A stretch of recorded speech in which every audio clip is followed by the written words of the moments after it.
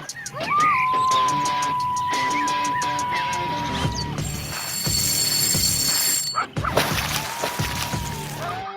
right, welcome to Camp Okayest, part of the Okayest Podcast Network. Of course, we are powered by X2 Power and X2 batteries, available local Batteries Plus store to power your outdoor adventures, from boats to campers, RVs, I don't know, whatever you can find use for lithium battery technology. X2 Power, something for you to check out.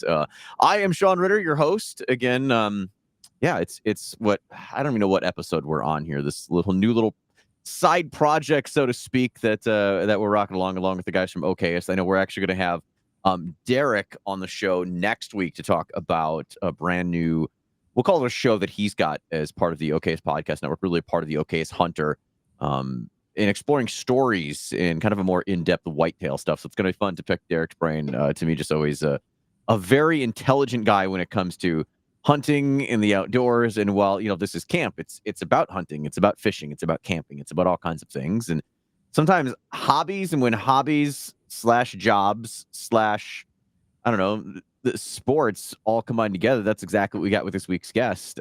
Daniel, is it Wawrzyniak? It's Wawrzyniak. It's a tough one. It's one of those Polish names. Can I buy a vowel? It is. I tell people ignore the second W and it makes sense. So it makes sense in Polish, but not in English. So it's it's Wawrzyniak. Wawrzyniak. Daniel Wawrzyniak with what is it? Bigg Mouth Fishing. Bigg Mouth Fishing. Bigg. Yep, that's the one that gets most people. It's Bigg, Bigg Mouth Fishing. So you guys are a bait maker, right? Yep, we specialize in mostly soft plastics, bass, walleye. We're starting to get into ice fishing a little bit now that we're up in Wisconsin here, but we specialize mostly in soft plastics. Okay, now where are you guys located at, Dan? So we actually grew up in the suburbs of Chicago, and then so that's kind of where we started, right after college. And then now I'm in Kenosha, and then my brother, he moved down to St. Louis for work. So we're kind of split between Kenosha and St. Louis.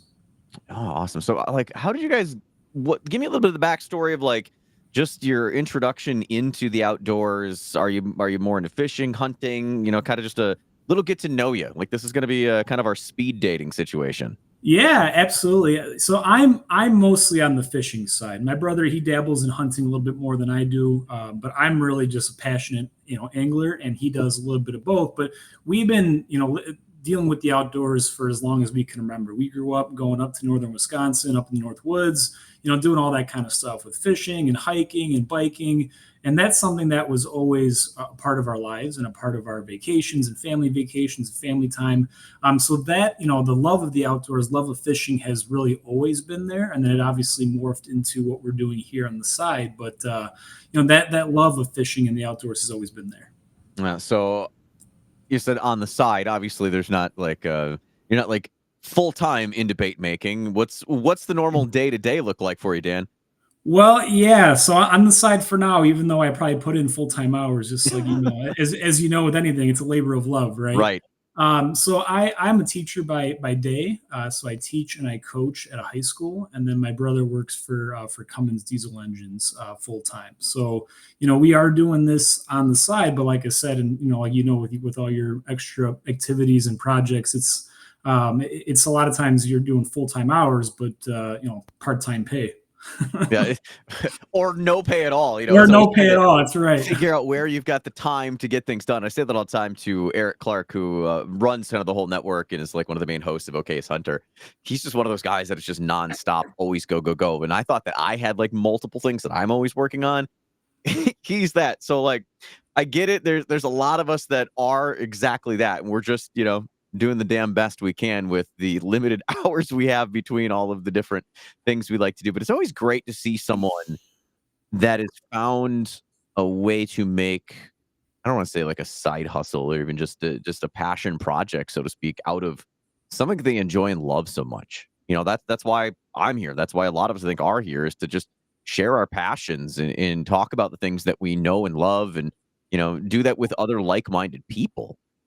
Yeah, absolutely. Especially with the outdoor industry, if you will, it's just the passion, like you said, is really there with, and you see it with anglers and hunters and just outdoors men and women. Like that's to me has been the coolest thing about getting into this industry is learning how all of that works behind the scenes, right? And just to be a part of a community, even just the connections I made through the 4 years of doing this so far has been amazing. It's turned into friendships, turned into other business, um, business connections and things like that. But it's just that community, like you said, is really what drives us, forward and really pushes you through those hard times when you're not really seeing that, the results or financial results or the growth that you want to see. It's really just that building block of, I'm always adding and adding and adding and getting better. And there's something that, to be said about that. Now, did this start out you guys just wanting to kind of like dabble into making your own baits, or like where did the idea come from of, hey, we love fishing, let's start making fishing lures? Yeah. So, I mean, actually, this really started during COVID. It was kind of a COVID project, like many other things for a lot of people. And we were, lucky enough where our lives, weren't completely turned upside down during COVID like some other people. But we just wanted to do something to kind of connect our love of fishing in the outdoors with a new project. So we actually thought about even podcasting for a while there. So we wanted to look for something, and we kind of stumbled upon bait making, and we already had a couple of connections in the industry with people who run tournaments, and we had some connections with one or two tackle shops already.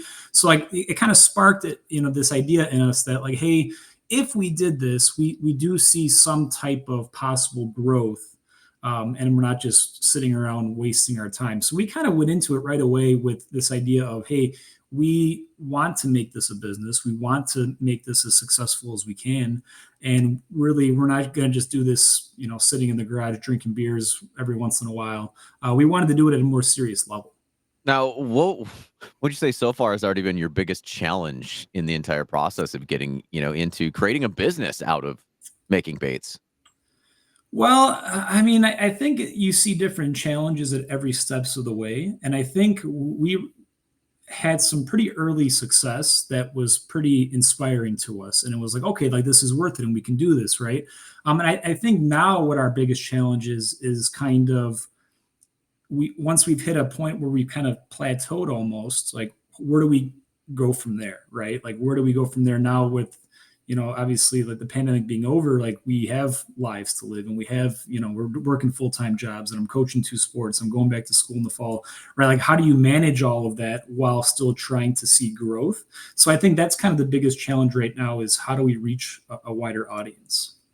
Yeah. How, like, I can't even imagine that first step. And, I mean, there is always a first step. There's always that Yeah. first thing you have to do, but just being in a space that, let's be real, is crowded. It's, I feel like everyone can just be like, oh, I'm going to start pouring baits. And I guess, are you guys like hand pour? Are you injection, or what style of soft plastics do you guys do? Well, we're injecting ourselves, so we don't have any heavy duty machinery yet. That's kind of on our next level, right? Once we have more demand, our next level is going to be more machinery. But right now, we're just hand injecting with CNC aluminum injectors, CNC aluminum molds. So we're doing everything ourselves. That's what I really try to like promote to people is like when you talk to us or when you see something that we're doing, like it's just us, my brother and I, and then we obviously have some help from family members and things like that once in a while, but it's not like, we don't have a whole warehouse of stuff. We don't have full-time employees. Like we're doing it because we love it. And we're doing it because we want to create an awesome product for people. But like you said, the challenge can be, how do you convince someone that, you should come with us as opposed to buying from, a brand name from the store or from anybody else online doing it. There is a challenge in that too. Yeah, and that's interesting. You said that you've got like connections with tackle shops. Do you guys have your baits available like in even local tackle stores? Yeah, so we do actually have a couple stores that we work with. I know you're a big Wisconsin guy. We did actually have a store for a while in the Green Bay area that kind of fizzled out, but our main flagship store is River's Edge in Wisconsin Dells, Okay. right on the river there. And then we also work with Triangle Sports here on the Illinois side. and we're also working with a couple online distributors as well. But those are really our two main biggest stores. Then we also just opened up a new, helped open up a new store in Ferryville, Wisconsin, on the Mississippi. They just opened up a couple months ago, so we have our products in there now. That's the old iconic Milwaukee sports shop, right? It is. Reinke's, right? Yep. So I met Andy when actually, because we always go to the Madison show. We've been there for 2 years now, and I met him like the last hour or so of the day, and we were just chatting and talking. And then I said, "Listen, here, take some baits. You know what you're looking at. You know what good stuff is." And so now, he is keeping that legacy going out in Ferryville, and we're happy to be a part of it in a small way. It's a great friggin' spot to have a bait store, and a great spot for fishing. Big fan of some of those lower pools of the Mississippi River. Those are my favorite places to fish. And I have not been out that way yet. And now obviously that we're helping out Andy over there. And then we have one of our pro staff guys. He goes to school at University of Wisconsin La Crosse. So he's just sending me, picture after picture after picture. And half the time I'm teaching in the classroom, and I'm like, gosh, dang it. So I'm probably going to make it up there this fall for some fishing. But we mostly stay in the central part of the state. Like Wisconsin River is big for us, and we just came back from Minocqua up north a little bit too. Yeah, I've actually got a tournament coming up here on the Wisconsin River here next month. The Kayak Adventure Series. Drew Gregory, very famous kayak angler. If you want to say famous, but he wore basically the Shoaly boat. If you're familiar with the Shoaly kayak, he's the one who designed the whole thing.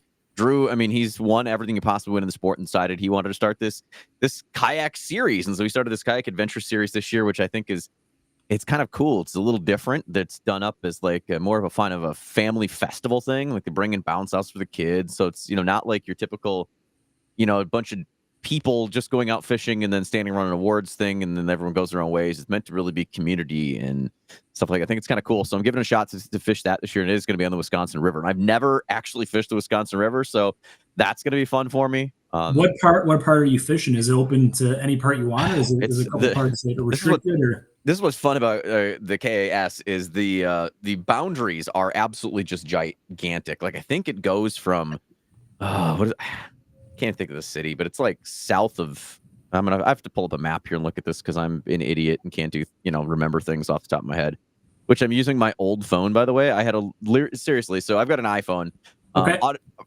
No reason yesterday. I have no clue. Like I get it this morning, and like my Face ID won't work on the thing. Somehow like the camera's like fogged up, like all of my cameras, and it was working all day, whatever. And I'm out in the backyard and swimming in the pool with my little guy earlier today, and the phone's kind of just laying there. I guess maybe it got too hot or something. I have no clue. But now, like, the screen won't work. It won't do anything. Oh boy. So yeah, maybe it's the beard. Maybe it doesn't recognize you with the beard. Yeah, I don't. It's gonna be a whole day probably at the freaking Apple Store tomorrow, which I dread absolutely. But yeah, so I've got like my old iPhone 8s that I'm using just to have communication with the world. Okay, I believe it goes all the way from like Boscobel or Muscata. And it links all the way up until past Lake Wisconsin. So basically the dam before Castle Rock. So the dam. Okay, so yeah, so you're able to fish both part of the dells, upper and lower. Yep. And then probably the Prairie Dam down there in Sauk City. Yeah. So actually, and River's Edge is right in the dells, right off the lower dells there. So that's the section that we mostly fish. So if you're looking for like smallmouth, I'm guessing that's probably where you. That's going to be the bread and butter for everybody, I'm sure. The upper dells, I've heard it could be pretty good, but it's like it's super wide, it's super deep. You're dealing with like you're in 10-foot one spot, and then you move over a little bit. Now you're in like 70 feet. So it could be really tough. I would recommend the lower dells. It's much smaller of a section, and depending on the water, it depends on how far you can go down. But the smallmouth there, that's probably the best stretch of river that I know of for smallmouth. We do a lot of damage out there. Good deal. Didn't know I was going to get hot tips while we're here. This is what camp's all about. We're sharing things. We're sharing stories. So, all right. So we were talking about baits. Do you guys design your own molds, or is it just kind of a combination preset and you work on the colors and all the other fancy stuff too that really makes we don't do any of the custom molding because especially when we got started off, it's just way more expensive to make custom molds, and also, to be honest, like we made a decision that when we first started out, we didn't want to be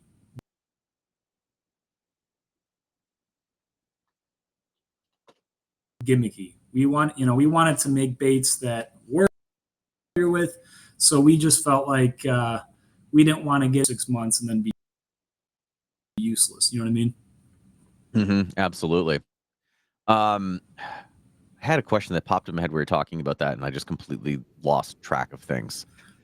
All right, far as baits, what's kind of the one that got you started, and what's your favorite that you guys make, and maybe kind of a story behind that sort of thing?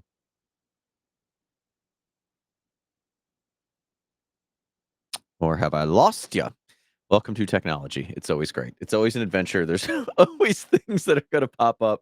We'll wait and see if we can get Dan back in here. Joys. I'm just talking about technological problems. Here we are dealing with technological problems. And I guess maybe this is probably a good time to talk about, talking about the Okayest Podcast Network and work with the guys at Okayest Hunter. Foam Fest is coming up here a month away already. It's coming up. Horicon Marsh Archers. It's going to be a big shoot that they've been doing for I think it's going to be the third or fourth year.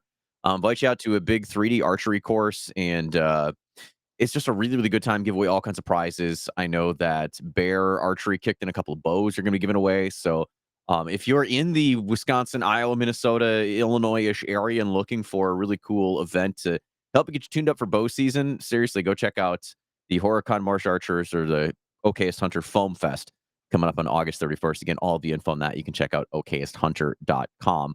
Again, be sure you're following us at Camp Okayest on socials. And yes, if you are watching the YouTube stream, we are obviously a YouTube stream. If you're just listening wherever podcasts are, go check out the YouTube stream. It's kind of cool. Obviously, you can see this tackle shop store, whatever place that I'm in. You get to see, guests. And a lot of times when we're talking about specific things, it's always cool to show them. And I'm kind of that stupid hands-on-y person, or at least I like to see things. Talk about buying something, right? I will spend hours looking at pictures and looking at things online before purchasing something. I don't know why. I'm that have to see something. Probably why I like actually shopping in stores versus online. In stores, at least I can see it. But yeah, so hands-on type person. That's exactly why I like to have the YouTube stream to be able to show you some of that stuff. And I think we've got Dan back in here. Welcome back. Dude. Speaking of technology issues, I'm on my work laptop, and I've never, ever had a problem with this thing. I've had it for about a year. And of course, the one day is when I'm doing this podcast, something that I've been extremely excited about ever since we got it locked in. I have a computer malfunction. So my bad on that, dude. Sorry. That's all right. When we're used to things like this, you just roll with it and just talk about other things and keep moving. And hey, we're back at it. That's why you're a professional, That's why I'm not. I'm just okay. I'm just okay at best. So I guess I should ask, where did you lose me? I started asking about baits and stuff that you guys make, and kind of the story to, first off, what was the first one that got you going, and then kind of the evolution and maybe the favorite thing that you like to do, when it comes to making baits, maybe a specific bait, a specific color that you come up with. Yeah, so when we got started, we wanted to kind of cover a large base of lures that were at least to get us started. So we obviously started probably with the stick bait. That was right away. Hey, everyone loves Senkos. Right. It's still our number one seller. So I think our very first batch of molds that we bought were stick baits, grubs, a finesse worm, and a craw. And then we added a lot along the way, as far as Neds and swim baits and beavers and drop shots. But out of the original set, the stick baits are really the only ones that really continue to sell at a really high level. And they're always our number one seller. And then obviously we added the other ones along the way. But as far as favorite, that's tough because, I would probably say from a production side, stick baits and Neds are easy because they will never mess up. Right. You know what I mean? It's like injecting something. It looks like a pen. You can't really mess up the shape. Unless you're really messing up with drawing in a bunch of air in the injectors or whatever. In the molds that we have, they're pretty easy as far as temperature and humidity and things like that. It's obviously because it's one, like you said, it's one shape, right? So from production side, I like those. But I think personally using soft plastics, I was always a stick bait guy, Senko guy, through and through. And ever since I discovered the Ned, I think that's kind of taken over as my number one. It's just especially fishing the Wisconsin River. So there's another little tip for you. And they love Neds. So I don't care what anybody says. There's a lot of haters out there on Ned fishing, but there's a good way of doing it, an okay way of doing it, and there's great ways of using them. So it's not like it's nice because anybody in any skill level can use them. That's why everyone hates them, because everyone can use it, and Right. it's not as flashy and as fun. Like listen, I hate flipping a jig around. It's just not my thing. Dragging a Ned, also not really my favorite thing. I love throwing swim baits. I'm a Yeah. reaction strike, that kind of person.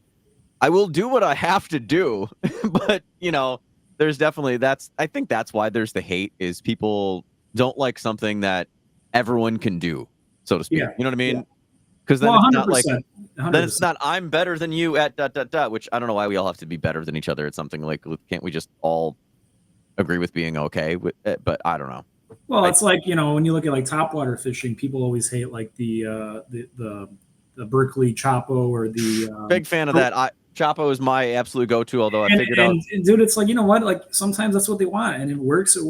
But I think you're right. I think people just have this hatred of like I fish a jig where I got to feel the bottom on every little rock, or I fish glide baits because you really got to work it better than anybody else. And I think sometimes again, like there's a reason why like stick baits are so good and so effective. There's a reason why like Neds, like in my mind, I've always told people this. I have conversations like a Ned rig is like a curly tail grub without the tail. yeah. And there's a reason that the grubs have worked since 1970 or whatever, whenever they first came out, But again, like that's another type of lure that you see that's just not sexy.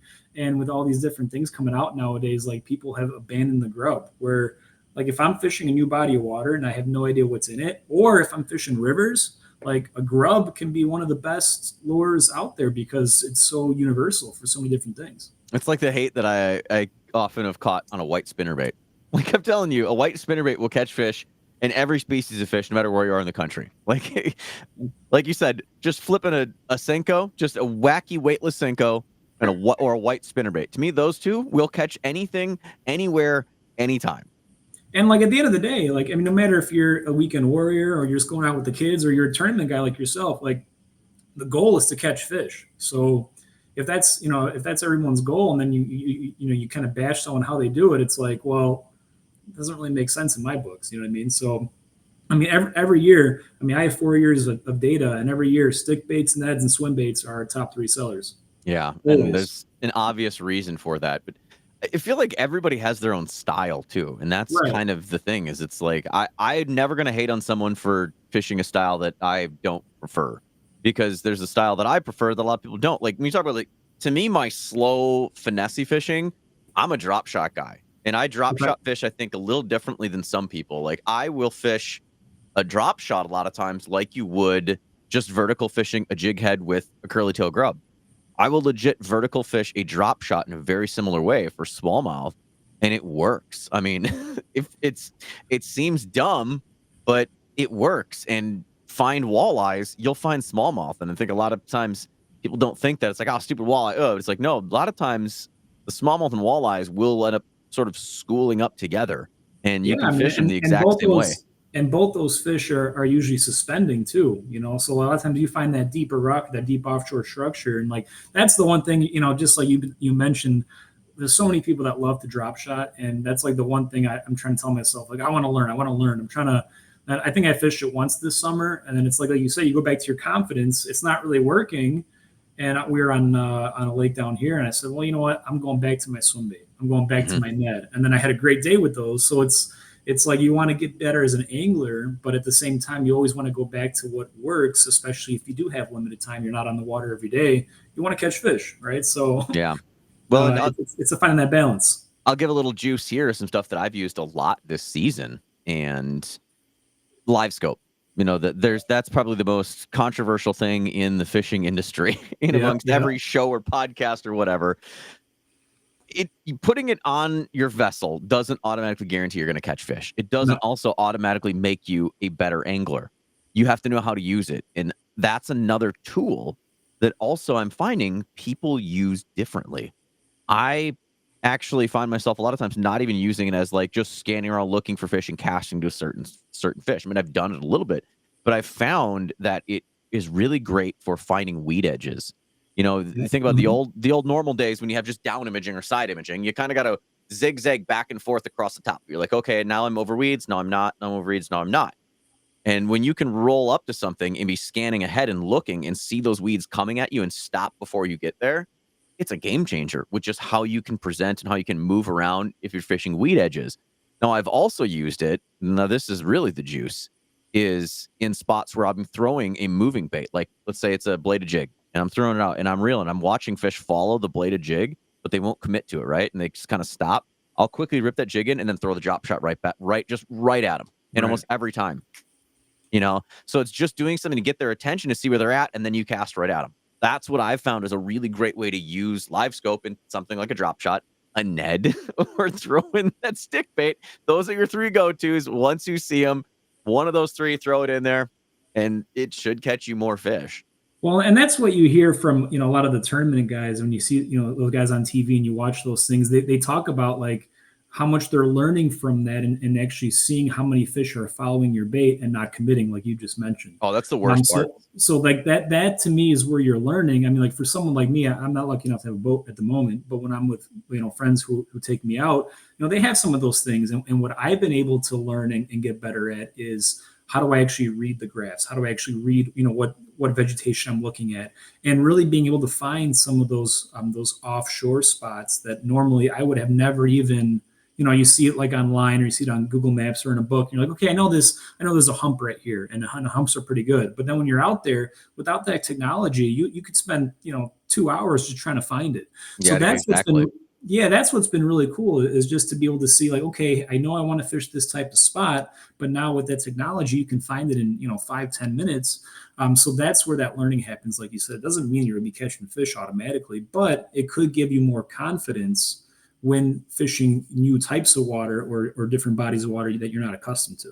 Yeah, so you got the electronics to help, and then the confidence baits that always go That's along right. with it. Well, right, and again, that's what we try to do, and with across our repertoire is like we want to create baits and colors that people are confident with, that they build confidence. So it's trying to promote that within anglers and building the product, but also the brand at the same time of find that confidence lure and get better with other things. But you always want to have that drop shot or that swim bait or that stick bait to go back to say, hey, you know what, like I want to catch some fish right now, or hey, I'm in a tournament and I got 2 hours left and I'm trying to cash a check. Right? It's about casting with confidence, right? So that's part of our slogan is cast big, catch big, right? Is just fishing with things that are going to work, and we're not trying to be out there and being gimmicky and creating these new things that might be a fad for 2 months.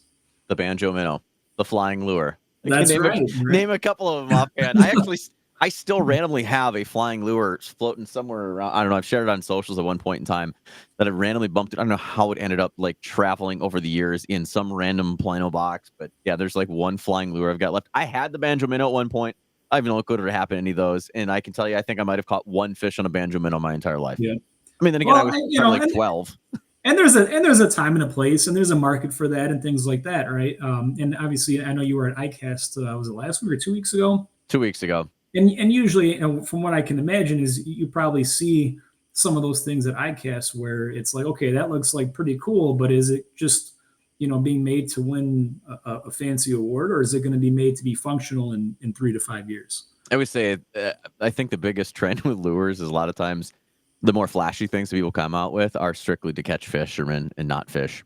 They're there to catch the anglers. And some of the, I've been studying a lot more into some of the JDM, the Japan stuff, Yeah. and how they keep saying they're so far ahead, and looking at some of their baits, and it's like I can't understand them, but there's been pro anglers that have come from Japan that are fishing them and they're working, and they're the weirdest looking things, and that makes me go like, well, okay, are we thinking about things differently as anglers ourselves of what a fish actually sees and what they will eat? And sometimes having those weird, strange things that not everybody has and doesn't look the same as everything else is what that advantage is. Like, I keep thinking like the fuzzy dice. To me, that thing just doesn't make sense. It's a piece of plastic with a bunch of hairs basically sticking out of it. You're like, what? Right. But I guess, I mean, in water, and especially in a dirty water situation, I could see where that just might look like a bug, so to speak, and fish are Well, going to yeah. eat it.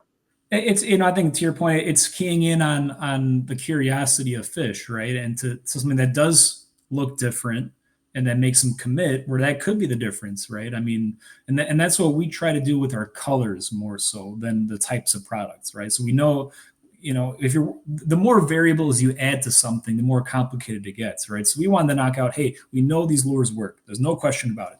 But we can kind of get crazy with some of the colors and like, to your point, catching anglers other than fish, the ones that we have that are the flashiest, or they photograph the best, like those usually do pretty good, right? Because when you're selling online, you have to catch people's attention. When we're at the shows and you're talking to anglers and you're dealing with people who already kind of know what they're looking at, it's a little bit easier because they can see it in person. They can see that black and blue. They can see that green pumpkin. Whereas online, you're looking at, I gotta catch somebody's attention in 1 to 2 seconds if on social media before they're swiping the other way. Yeah. Do you guys find a lot of success in online sales and, doing things with a website versus stores or in show, or where do you kind of feel is the main part of business with your bait? Well, I mean, the main part of our business is e-commerce, just because it's the largest part of our business. And as far as with our schedule, I mean, shows are tough for us. And then with stores too, like stores are nice because you're doing so much volume, but your profit margin is a little bit smaller, right? Yeah. I mean, but you're selling 100 bags or 200 bags or whatever at a time, as opposed to 5, right? But that also takes time, right? And that takes time, with either boots on the ground or making phone calls. And I've learned, at least in my experience, cold calling bait shops is not an easy way to go unless you have a connection with them, or that they can see, again, they want to see the product, especially for bait shops, because that is their livelihood, that is their 9 to 5, and they need to see that product. So our biggest, our biggest source is e-commerce, because we are able to kind of funnel all of our social media and TikTok and Instagram and Facebook all through that. And we think we have a pretty good website. We made it ourselves, but that's where most of our source comes from. You got a prime color, like a favorite color of yours, a top selling color? Yeah, I mean, we keep data on everything. So I mean, our number one, actually, I have a couple packs with me here, but our number one is always the watermelon slice. Okay. Just because, it photographs really, really well. I mean, it's a cool core shot, but when you look at it in the water, it's really natural. It's it mimics kind of like a rainbow trout, but we have people from all over buying that thing. So that by far every year, that's our number one. But then honestly, after that, we always have like a black and blue. We call it Midnight Leech. It's a black worm with blue and purple flake. Green pumpkin's always in our top 5. We have June bug's always in our top 5. So it's like, again, it's a lot of those classic colors. We have another cool one, holographic candy. We kind of made it, and this is kind of going back to your background. Yeah. Your background in Sturgeon Bay, growing up, cotton candy was always the top color, right? Cotton candy this, cotton candy that. So we made this one, and to kind of honor that, and we added our own little flair to it with the holographic flake along with the purple and green. So that's always in our top 5. That's actually a really good river color too. That's a great color. That's something that I don't think I've seen other places in a stick bait specifically. I would say it's probably one of our best colors that's most universal. Like as far as dark water, I mean, again, Wisconsin River, smallmouth, love it. Sturgeon Bay, smallmouth, love it. And then usually like a purple, a royal purple. I would say those two are probably our most universal colors, as opposed to like, or as far as being good for, nets and stick baits and beavers and drop shots. Like it covers all of your bases. You know what I mean? Yeah. So what are your sizes of your stick bait? Do you do like is it a 5-inch, 6-inch, and then you do probably like a 3-inch Ned, or? Yeah, we do 5 1/4. It's pretty standard 5 1/4 stick bait. It's again, when you start off, you don't have an unlimited budget. You're trying to figure out like what's the best bang for your buck. So we are talking about maybe introducing like a 4-inch model. Especially for like smallmouth anglers. That's usually what they mention. And then the net is a 3-inch.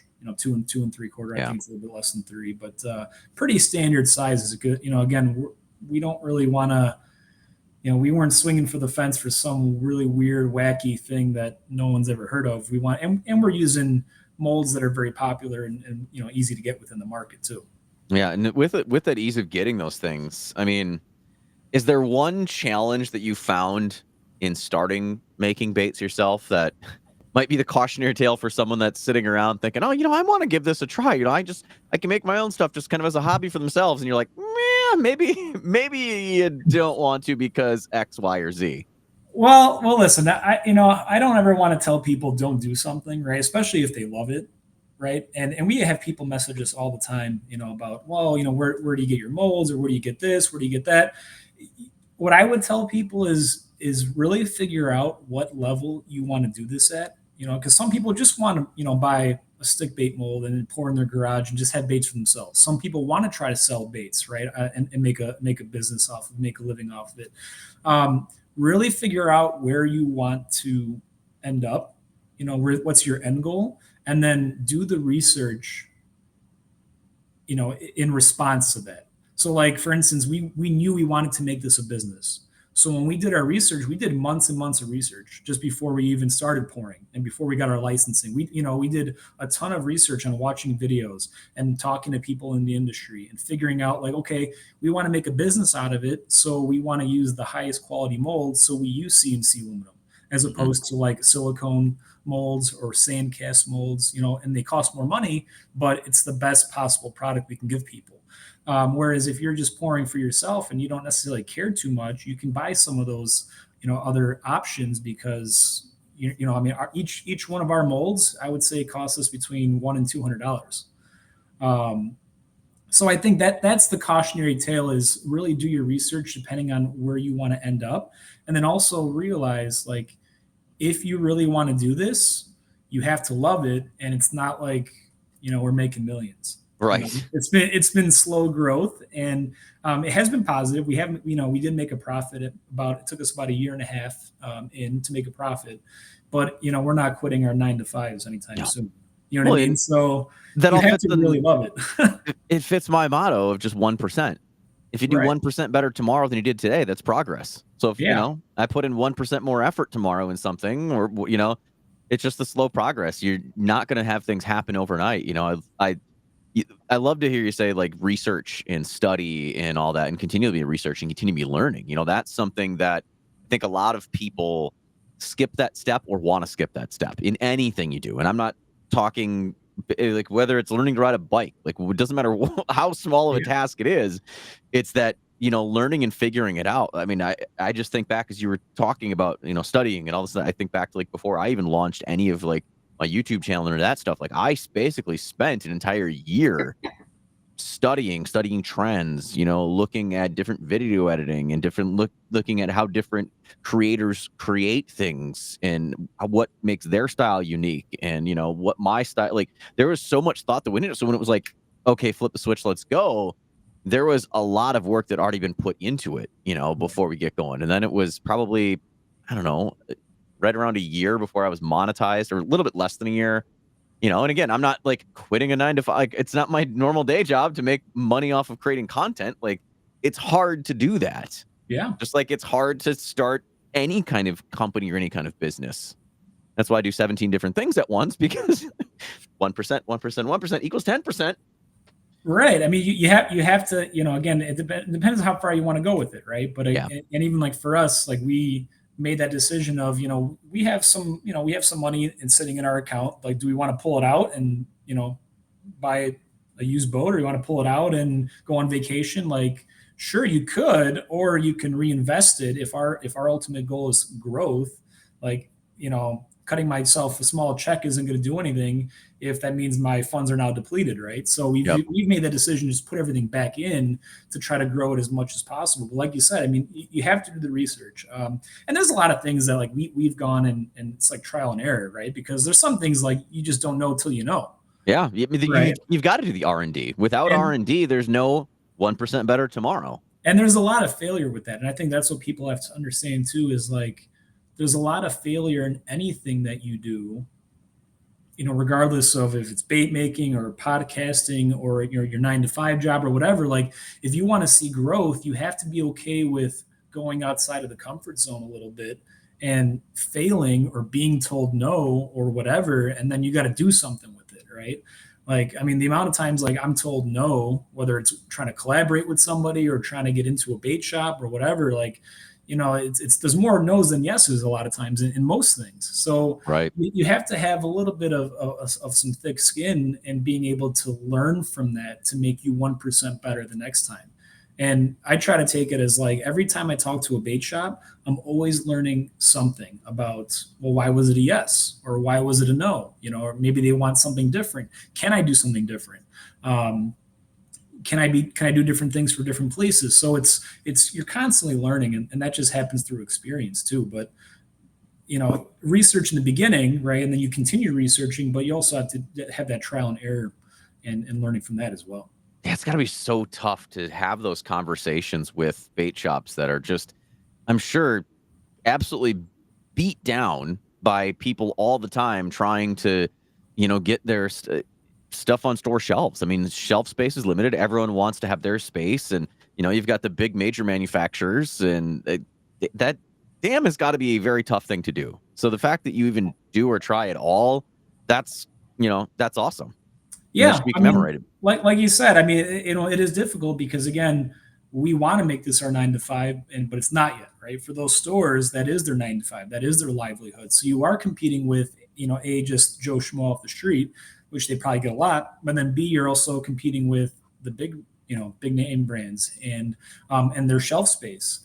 And again, like when you go into a store, if you're an angler and you're trying to figure out what's going to help me catch fish, and are you going to go with the brand that you've heard a million times before? Are you going to go with a brand that maybe you haven't heard before, right? So there's ways we try to combat that a little bit with pricing and things like that. But and honestly, we try to do a good job too. And a lot of bait shops will tell us is we wanted to get nice stickers for our packaging to make it look professional, right? Mm-hmm. Like you can get into like getting custom bags made. And I think like eventually that's the next goal for us. But like when you're doing that, you're buying, 10,000 bags at a time. I don't have, $8,000 to be dropping on custom bags. Right. So we kind of sit around that a little bit with just stickers, that have all of our information on there and look professional. Because sometimes, we've noticed, again, learning from what you experience when we go to bait shops and we see other brands like us, we see them like in either like, some sandwich bags, or we see them with like a tiny little sticker that you really can't tell what it is. So we kind of, took that as a learning opportunity and say, okay, let's do nice stickering. We make labels on the back that has the product name and color and things like that, and the barcode where, a customer can now just click on the barcode and it'll take them right to that page on the site. So like we try to do those things to become a little bit more sexy to bait shops. And again, that's just something that you learn along the way and based on what people tell you and what they want. Well, and I think that there's no shame in the sticker game because like you said, you're saving money on creating the just having one bag, changing out your stickers. I mean, think about like, here's a prime example. Just happen to have next to me here, a beer can. This is from Third Space. It's their Hellas. And this is a sticker on a can. And that's what they do with all there. And there's most breweries are now doing this where, you order just your plain silver cans. Yep. They're cheaper than the ones that are custom painted. You don't have to hold on to cans that are custom painted with a specific beer. I mean, okay, hams, they go through millions a day, but like, you're not having a bunch of these laying around in a warehouse. You have cans that you can put any kind of beer in and put any sticker on it. Yeah, it's just about being resourceful, right? And again, just different things for different people. And again, it goes back to just where are you at as a business or a brand, and what you can do. And you talk about challenges earlier. Like one of our big challenges sometimes is with only two of us, you have to make a decision on what you want to put your effort in. But then also like financially, you have to put your, you have to make a decision on, well, I can spend this much money. So does that mean I'm going to buy bags instead of stickers, or does that mean I'm going to buy more molding to make my production easier, or a different style of molding? Like we just bought something right now we're kind of playing around with, so that's kind of like a little plug of what we're working on now. But you're constantly making these decisions, and when you're not a big brand that has hundreds of thousands of dollars at your disposal, you're making choices on, well, you know what, I was able to get 3,000 really nice stickers for $300. you know, that's better for me right now than buying 10,000 custom made bags at whatever it is, 50 cents a 8,000. piece. You know Yeah. what I mean? Like, you know, it's something like you can't do at that moment, you know? So you're just making that decision, what you think is best. And that's kind of, you know, what we've learned. And we don't really have a business background. You know, neither of us have a business background. So we're kind of learning that industry and that part of, you know, how to run a business. All right. So with you and your brother being separate, Dan, like how does that handle as far as making things? It's just like, is it kind of fall like one of you does all the production, someone else does something, or is it kind of like we wait till y'all can get together and then you do like a production together, or like how do you guys split that up? Because like just trying to run this and being so far apart, I think is probably a big enough challenge in itself, let alone from just the challenge of what the entire business is. Yeah, I mean, for sure it's a challenge, and for sure it's not ideal how we, you know, how we do it. But we try to circumvent that by most of the time, one of us. Well, actually, I'll step back here. Right now, we both have the capability of, like, right now, I have most of the molding because I'm off for summer break, so I can make everything across the board. And then my brother has a lot of the backup molds, so he can help assist with some of the really high, you know, the high flying colors and products like Neds and swim baits and sick baits. We kind of split those, right? Okay. So we can both produce at this time. There's most of the time one of us has, you know, most of the molding, which is usually him, you know, and then I usually handle all of the social media, all the business stuff, all the legal stuff, all the bait shop stuff, and I'm kind of the, you know, the people facing ambassador to the brand, and he does a lot of the production, and he's really creative with when it comes to new colors and new ideas, and a lot of the most, you know, famous stuff, and then the coolest things. Chances are he made them. I like the humility and you know, just being humble to be to say that yeah, he comes up with that. I love it. Yeah, mostly. I mean, I'll tell you that the only one I can really claim, that's like one of our top sell, and a lot of these we made together too. We try to find some time to do like pour-a-thons where he'll come up here, I'll come down there. You know, That's so we'll spend freaking all cool. weekend drinking and just hanging out, and That's awesome. it allows us, you know, and a big reason why we did this business too is because we were, you know, we were apart. I mean, pretty much right after college, I stayed at home. He went. He got a job for Cummins. He started off in Indiana and St. Louis. So he's been gone, right, for 6-7 years now. So we wanted to do something that connected us and kept us together. Hmm. So that was a big part of it, where we, you know, we get it together enough to be able to pour together and to still kind of get back into those roots of just having a bro weekend and just having fun and loving fishing and just doing what we love. You know what I mean? That's so cool. I love the story. I love everything you guys are doing together. Are married, kids, any of that stuff, or you know? So he is I, married. I'm just trying to paint the picture of again of just how difficult things have gotten to Yeah, be. yeah. So I mean, it's More difficult. Yeah. layers. So he is married. I am not, but I'm in a very serious relationship, and no kids for either of us right now, which does help, right? I mean, Yes, you that's know, from your end, like, I mean, kids just obviously, you know, take the focal point of a lot of things. So that does help us that we're not dealing with that. I don't want to call it an obstacle, but no. You know. I say this all the time to people when it comes to kids that like don't have kids or whatever, and they have certain hobbies, things they love. I'm like, you can love your kids and love hobbies, but understand that they both require time, yep, right? So if you are doing something you like, a hobby you love, you're sacrificing giving up that time with your child or your wife or, you know, your family, and vice versa, spending time with family, then you're not having as much time for that, which it's a balance. Everything yep, is a give and a take, and you just kind of have to shake it out and figure out what's most important to you. And again, no shame in how anyone runs their life or what their family unit looks like or how they go about things.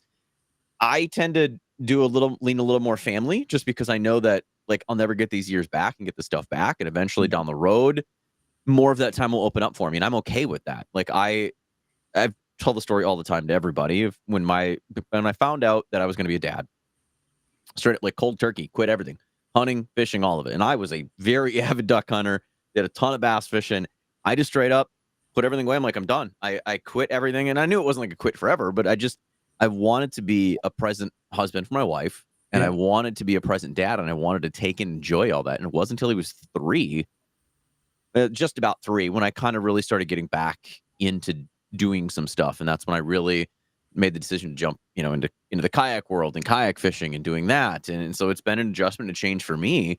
And he's now gonna be 7, so it's been a couple of years of, like, finally getting back into things, but I still find myself, even when I'm, like, starting to lean a little more towards my fishing stuff, I get pulled right back, and it's like, "No," and then, like, I spend a day with family, and it's like, "Oh, that's awesome." And we have our full, like, we call them fam jam weekends, basically, where it's, like, just nothing. No, we're not fishing, we're not going, like, it's just me, my wife, my son, we're just hanging out. Even if we're just hanging around the house, we're just doing stuff, just the fam jam, and that all comes down to the sacrifice. Just like, a business and trying to, create a business, there's a sacrifice with time when there's other hobbies and things I'm sure that you would much rather be doing, or TV you'd much rather be watching or something, instead of studying and learning and all of that. But it's the give and take you have to give to get to where you want to go.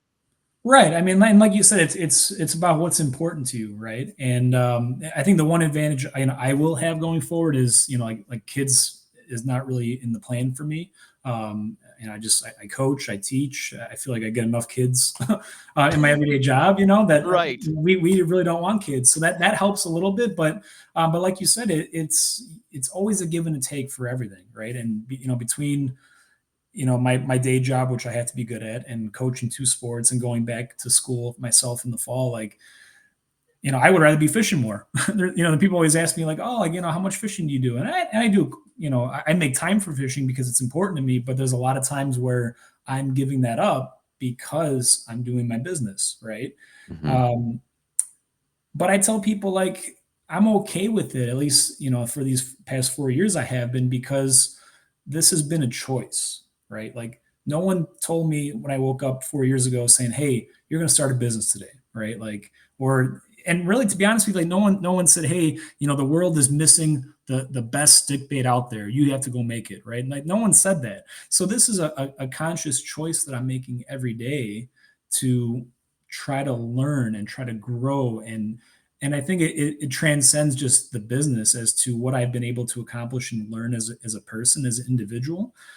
That's been really cool. And that's been a cool part of this journey, but it's a choice. And there's days where I'm pouring till 2 a.m., to finish an order. Or there's times when we're getting ready for the show up in Madison, where it's, I'm pouring in the garage and it's 25 degrees, right?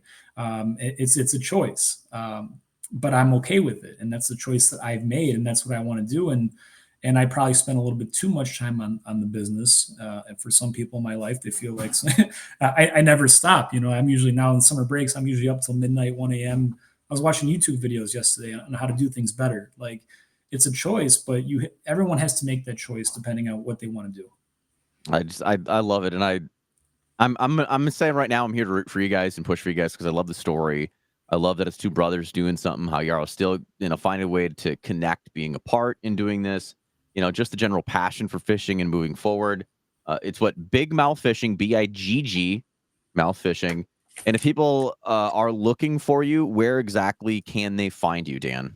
So yeah, so it's Bigg. That's the one that most people it throws them for a loop a little bit. But yeah, we have our website, By the way, bigmouthfishing.com. is there a reason for the double G? Well, we wanted to be a little bit different. Okay. I mean, obviously we kind of went with the big mouth bass or the bucket mouth bass, right? So we wanted to this idea of it's, hey, we're different, right? We're big. You're casting big. You're catching big. You're catching big fish. People like bass fishing, and then we just wanted to be a little bit different. So that was just kind of early on in our creative, journey, that we just wanted to be a little bit different, and it's stuck ever since. And we like it that way. But yeah, I mean, our Instagram is literally just our name, Big Mouth Fishing. We're on TikTok, Big Mouth Fishing, and I think there's 2. I'm new to TikTok, so I'm kind of learning. But I think it's big.mouth.fishing, and we're on Facebook as well under Big Mouth Fishing. So you can really find this anywhere. That's pretty easy, and we really appreciate like people talking to us and following us and liking our stuff. I can't tell you enough, like, for a small business, to me, that's the most exciting part, is like people like sending in photos of what they catch, or even just following us or recommending us to friends if they like us. Like, to me, that's what you can't put a price on. And that's really what helps us the most, is just the generosity and the community that we have. It's really amazing. I mean, we just had one of our anglers. I don't know if you saw this on our Instagram. He just caught the catch and release state record brown trout on one of our Wow. nets. That's And so cool. he finally got it approved, and it was awesome to see like him just blowing up because he he's in college right now. He wants to get in the industry, but like those are the kind of things that like it's why I do what I do. To build that brand and build that community. It's not really just about a dollar amount. So we always appreciate anybody who checks us out and and throws our baits and sends us pictures and whatever. We love them all.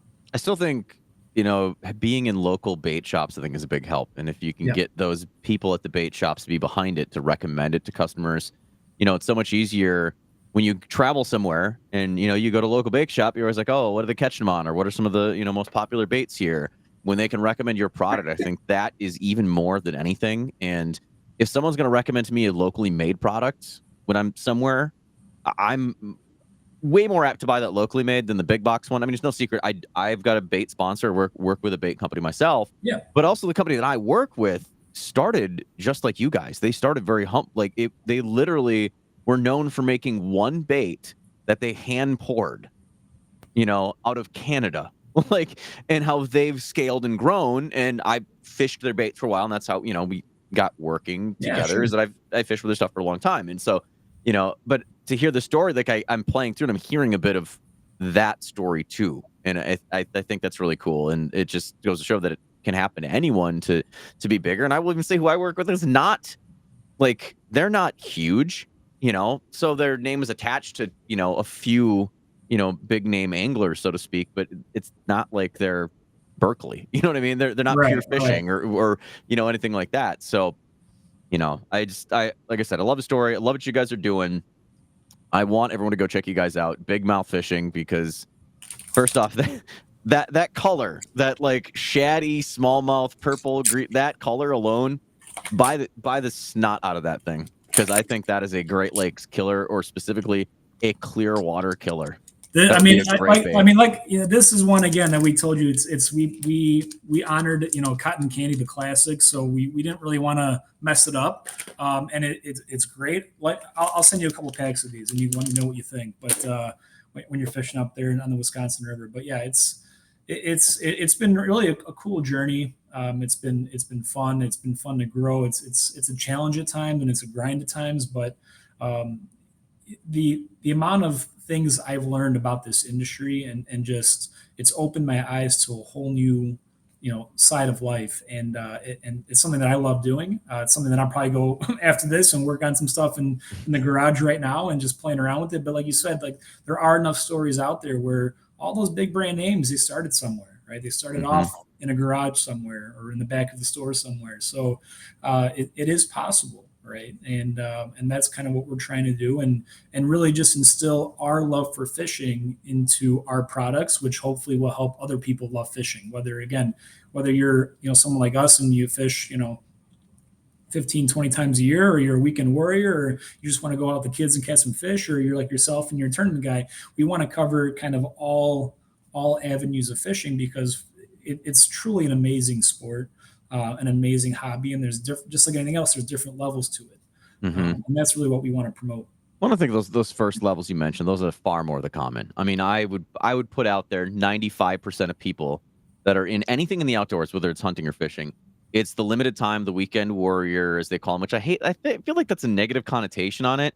I just still think the time you have, use the time you have. If you've only got, like, I had this conversation with my wife the other day. I was looking at bow hunting with everything going through the tournament season and all that. I said to her, I go, what would be easier for you and for our family, do you think?